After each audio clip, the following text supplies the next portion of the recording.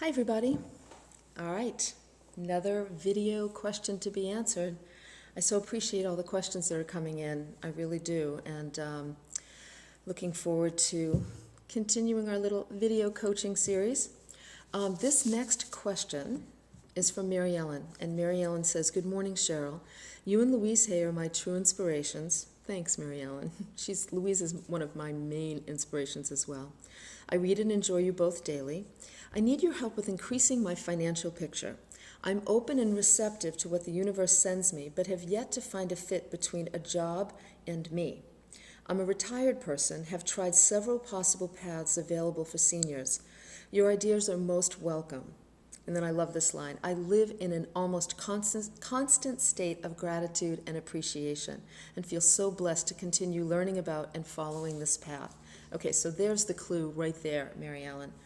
Living in a constant state of gratitude and appreciation is quite a challenge for a lot of people, and it's wonderful that you're focused on that and that you've been successful at doing that more consistently. We could all learn from you. Really important, because the more grateful we feel, the more appreciative we feel of life, the more we energetically put out into the world that pattern that actually brings more to be grateful for and more to feel appreciative of into our lives. So keep up that part of it. Really, really important. Also, you say here, I've tried several possible paths available for seniors. My first reaction, I don't know what it is, of course, it's hard when I don't have the details. My first reaction to that is, okay, what exactly does that mean? Available paths to seniors. First of all, I don't even know what a senior is anymore in this day and age. A lot of business owners I know are interested in hiring people who are older.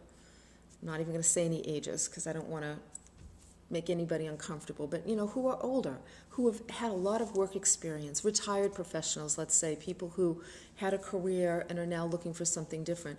A lot of business owners I talk to want to hire more mature workers because they can count on them, they're dependable, they've got a lot of experience, they have a lot of wisdom. Sounds like you have a lot of wisdom.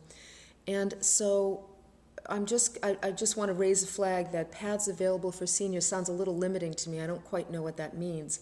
Because as far as I'm concerned, if you're open-minded and positive and grateful and skilled and a student of life and somebody who loves to keep learning, then there's a whole wide range of opportunities available to you in terms of doing work. So I want to mention that. The other thing I want to say, this is important for everybody, because I hear this all the time. People will say, I keep affirming abundance. I keep affirming more money coming into my life, but nothing's happening. Remember that it's affirmations plus consistent action that create miracles in our lives. It's not enough to just think abundantly. That's important without a doubt. And when you think abundantly, you put yourself in a state of mind that allows life to bring you more opportunities and resources and people. But you've got to take action. You have to be willing to walk through the open door. You have to be willing to try things you might not like. Sometimes I feel like we overthink things, right? We try to find the perfect line of work or the perfect job, and we don't give things a fair chance. We don't let things sort of shake out to see what parts of it we like, what parts of it we didn't like, what parts we can tolerate as we continue to do a specific or a particular job. So I think it's important to just be open-minded in that way and recognize that we've got to act consistently and we've got to be willing to try new things. Now, if you want to bring money in quickly, and who doesn't, right? Especially if you're struggling financially or trying to find a job, as so many people are. I wrote a newsletter. If you go to CherylRichardson.com and you click on newsletters, which is going to be right on the top of the masthead of the website, click on newsletters.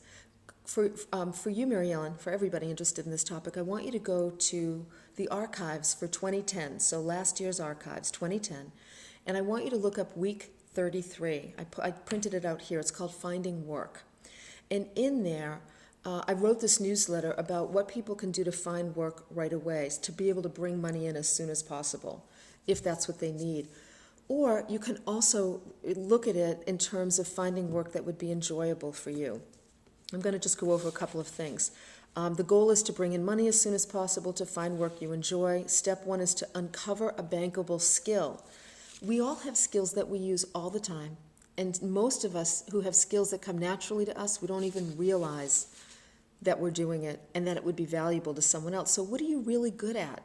What do you enjoy doing? What have others acknowledged you for doing well in the past? That's important.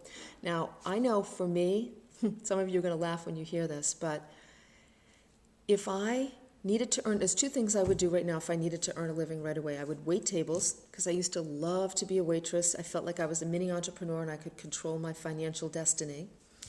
I would also probably become something like a professional organizer. I love creating order out of chaos, and I'm really good at it. And it came naturally to me. It's come naturally to me since I was a young woman, and if I needed to, if I wanted to put a bankable skill out into the world, that's something I'd do. So you might clean really well. You might shop well. You might like to drive and enjoy running errands. Maybe you're a really good typist or a transcriber, a gardener, somebody who loves planting things. I hired a wonderful woman to help me plant my deck garden and to help me get started outside with a garden because I wasn't familiar with all of that, and I so appreciated her talents and skills.